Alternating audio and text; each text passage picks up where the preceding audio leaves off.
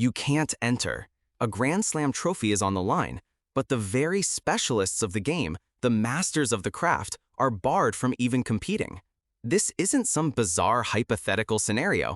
It's the shocking reality of a decision made by one of tennis's most prestigious tournaments, the US Open.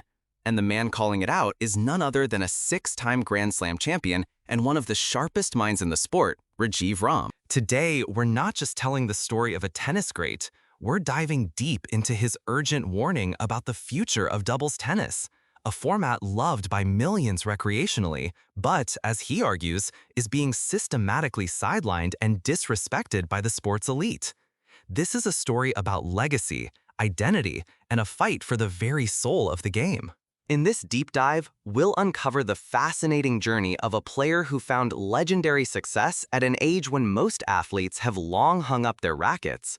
We'll dissect his explosive critique of how the doubles game is being mismanaged and why he feels the US Open's latest innovation is a betrayal of its own players. And finally, we'll hear his profound advice on what it truly takes to build a champion, a message that transcends the tennis court and speaks to parents, coaches, and aspiring athletes everywhere. Stay with us as we unpack the thoughts of a champion fighting for more than just another title. For Indian tennis fans, the name Rajeev Ram carries a unique resonance. He feels like a close cousin and, simultaneously, a distant relative. Born in America to Indian parents, his journey is a complex tapestry of heritage and identity. At 41 years old, an age where most tennis players are years into their retirement, Ram is not just competing, he is a reigning force. His incredible success, including a staggering hat-trick of US Open titles from 2021 to 2023 and an Australian Open crown in 2020, has echoed loudly across the Indian subcontinent. Yet he is also proudly American, a mentor to the next generation of stars in the United States, embodying the immigrant dream. This duality has placed him in fascinating, sometimes bittersweet positions. He and Venus Williams broke Indian hearts when they overcame the beloved duo of Rohan Bopanna and Sania Mirza in a nail-biting semifinal at the Rio 2016 Olympics. And in a moment of historic significance, Ram and his partner Joe Salisbury triumphed over Bopanna and Matthew Ebden in the 2023 US Open final, a match that was both a personal victory and a poignant reminder of his unique position in the tennis world. But what fuels a man to keep pushing at the absolute pinnacle of a physically punishing sport for over 2 decades? The answer lies in a remarkable reinvention. Ram explains, "I played singles as a priority until 2017. We, as tennis players, begin with aspirations to play at the top level in singles." And he succeeded, becoming a top 60 player and winning 2 ATP Tour titles, a career many would be immensely proud of. But for Ram, it was just the first act. His doubles-only career began in earnest in 2017, and this fresh start, this new mountain to climb, lit a fire in him. "Even though it was much after I turned pro, it still was fresh when Joe and I won the Australian Open in 2020, he recalls.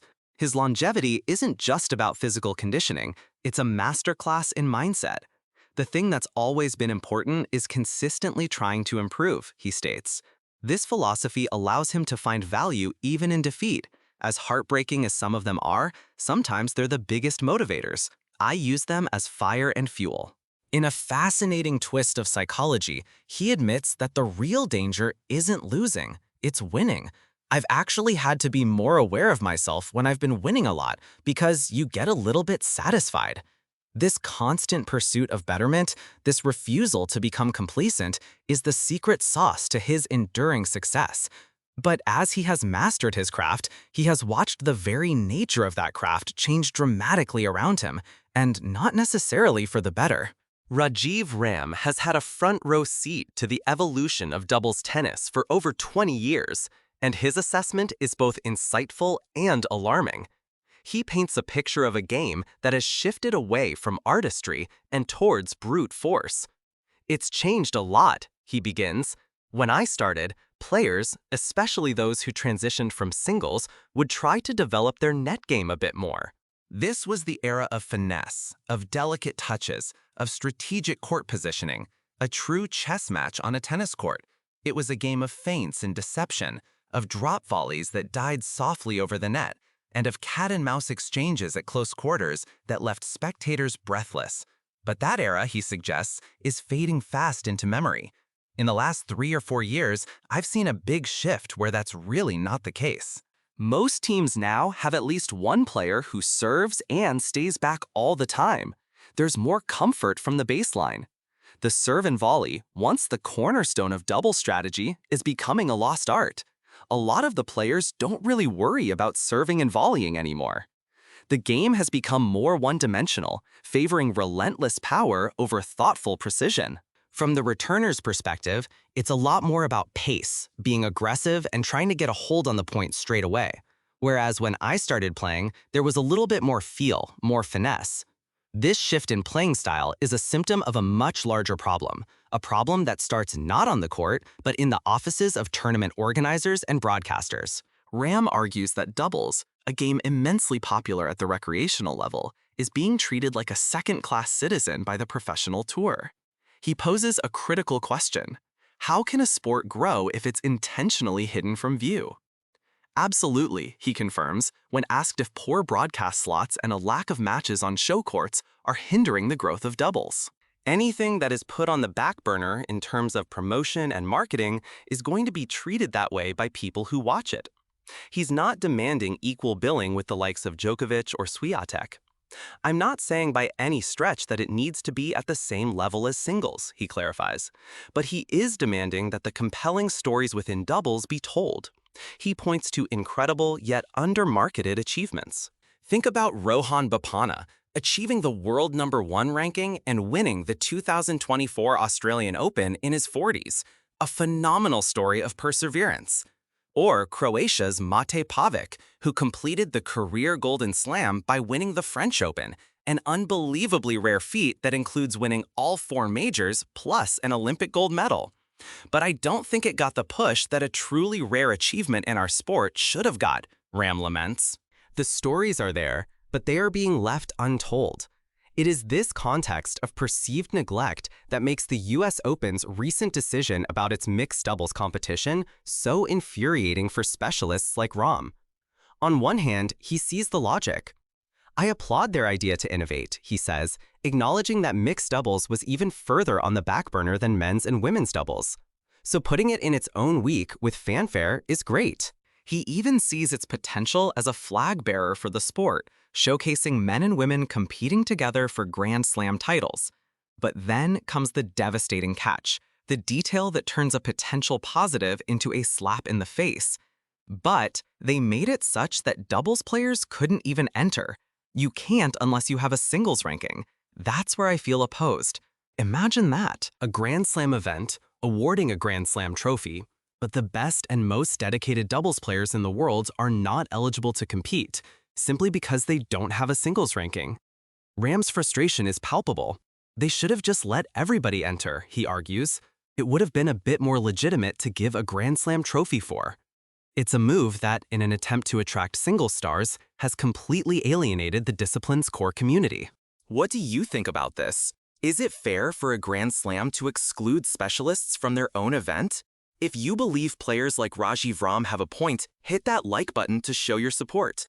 Instead of just criticizing, Rajeev Ram offers a clear, 3-pronged strategy to revitalize doubles tennis and give it the respect he feels it deserves. His plan is not about radical changes to the rules, but about a fundamental shift in how the sport is presented and marketed to the world.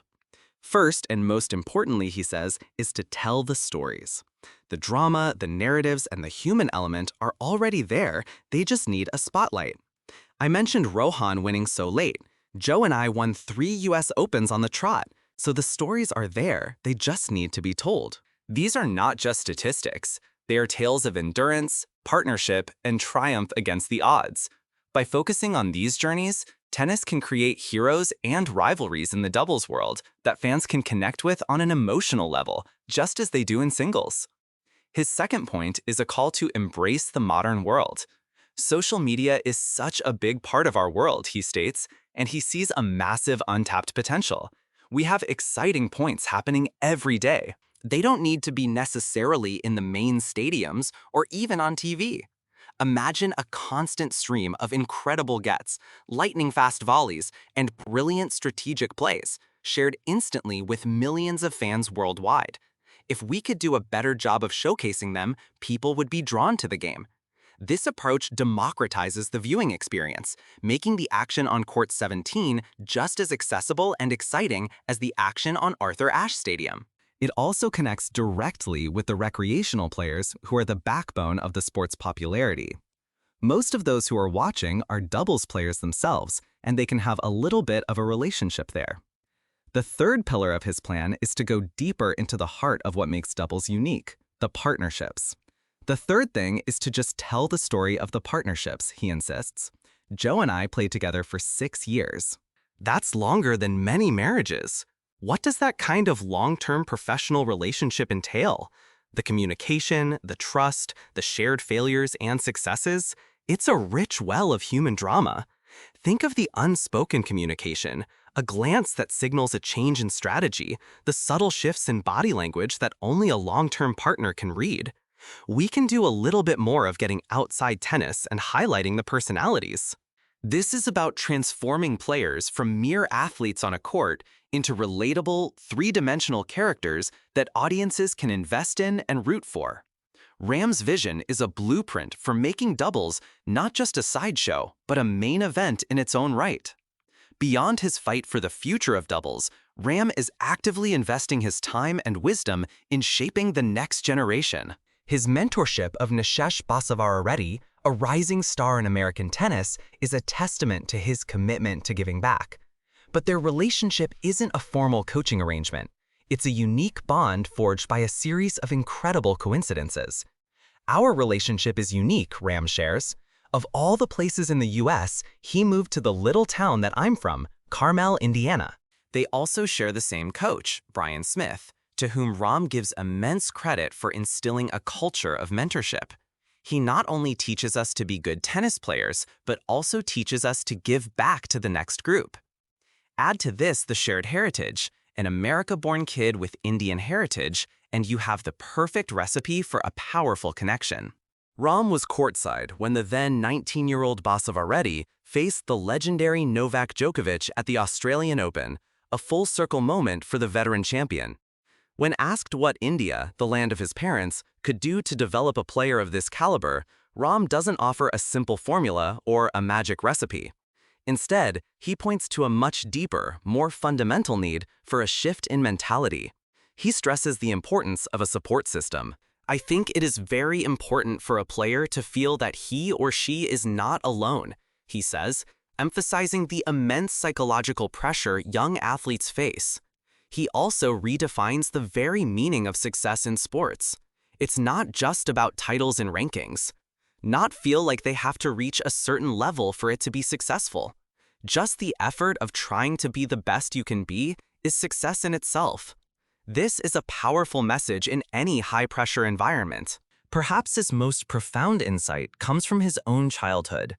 I was really lucky that my dad had the foresight to realize that in the US, sports can actually open doors, he reveals. For his family, tennis was not just a game, it was a pathway. I would have never gone to the colleges that I went to if I wasn't a tennis player. This perspective, viewing sports as a holistic tool for development and opportunity rather than a narrow, win-at-all-costs endeavor, is what he believes could be transformative. This reframes the entire narrative away from the one-in-a-million shot at professional stardom and towards a much more sustainable and healthy view, sports as a builder of character, a teacher of discipline, and a key to educational and personal growth. So maybe just a slight shift in mentality for what it really means to be a high-level athlete and what success really is can help India. From his unique journey bridging two cultures to his fierce advocacy for the sport he loves, Rajeev Ram offers a perspective that is as rare as it is valuable. He is more than a champion. He is a thinker, a mentor, and a guardian of the game's integrity. If you found this deep dive into the mind of a tennis legend insightful, make sure to subscribe and turn on notifications. We bring you the stories behind the scores, and you won't want to miss what's next.